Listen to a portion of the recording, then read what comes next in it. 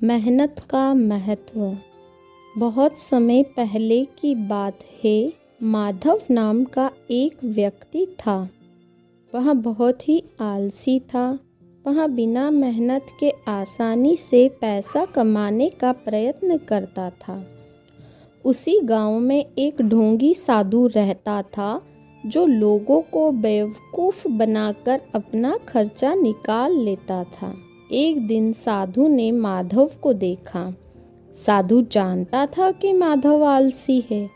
साधु ने सोचा इसी बात का फ़ायदा उठा लिया जाए और इसे बेवकूफ़ बनाकर अगले कुछ दिनों का इंतज़ाम कर लिया जाए।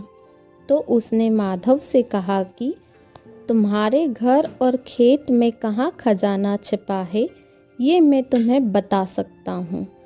तो माधव ने कहा बताइए। तो साधु ने कहा ऐसे नहीं, उसके लिए मुझे अपने शिष्य के साथ तुम्हारे घर रहना पड़ेगा ताकि मैं अपनी साधना से पता कर सकूं कि खजाना कहाँ है। तो माधव साधु तथा उसके शिष्यों को घर ले आया ताकि खेत तथा घर में खजाना कहाँ छिपा है यह जान सके। माधव ने अपनी पत्नी से कहा कि साधु और उसके शिष्य कुछ दिनों के लिए हमारे साथ रहेंगे। उन्हें दिव्य दृष्टि होती है। उन्हें पता चलता है कि खजाना कहाँ छिपा होता है। वे हमें बताएंगे कि घर या खेत में खजाना कहाँ छिपा है। उनका अच्छे से स्वागत करना जिससे वे खुश होकर हमें खजाने के रहस्य के बारे में बता सके। किसी चीज़ की कोई कमी नहीं होनी चाहिए। माधव की पत्नी लक्ष्मी ऐसी बातों पर विश्वास नहीं करती थी। वह अपने पति की आंखें खोलना चाहती थी कि मेहनत के बिना फल नहीं मिलता। तो उसने सोच लिया कि इस बार तो वो अपने पति को मेहनत का महत्व समझाकर रहेगी। फिर उन्होंने मेहमानों को दोपहर के भोजन के लिए बड़े ही प्रेम से आमंत्रित किया। लक्ष्मी ने तरह तरह के स्वादिष्ट व्यंजन बनाए तथा साधु और उसके शिष्यों को थाली में परोसा। सभी ने खुशी से अपना भोजन शुरू किया, लेकिन साधु ने देखा और आश्चर्यचकित रह गया क्योंकि शिष्यों की थाली में सब्जी थी लेकिन साधु की थाली में सब्जी नहीं थी। साधु को गुस्सा आया और वो माधव तथा उसकी पत्नी पर क्रोधित हो गया।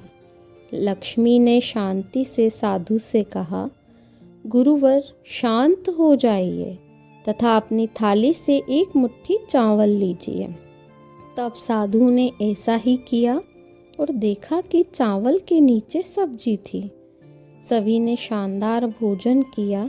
जब सभी ने अपना भोजन समाप्त कर लिया, फिर लक्ष्मी ने अपने पति से कहा, साधु चावल के नीचे रखी सब्जी को नहीं देख सका तो वह जमीन के नीचे दबे खजाने के बारे में क्या बताएगा। साधु और उसके शिष्यों ने लक्ष्मी की बात सुन ली और वो समझ गए कि लक्ष्मी जानती है कि हम माधव को बेवकूफ़ बना रहे हैं।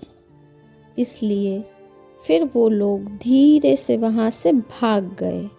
तभी लक्ष्मी की सुनकर माधव को अपनी मूर्खता का एहसास हुआ और उसे समझ आ गया कि बिना मेहनत के कुछ नहीं मिलता। अगर जीवन में कुछ पाना है तो मेहनत तो करनी ही पड़ेगी। फिर माधव को मेहनत का महत्व समझ आया और वो कड़ी मेहनत करने लगा और जल्द ही एक सफल इंसान बन गया। तो दोस्तों, किसी भी कार्य की सार्थकता के लिए मेहनत बेहद ही ज़रूरी है। बिना मेहनत के किया गया कार्य सफल नहीं होता।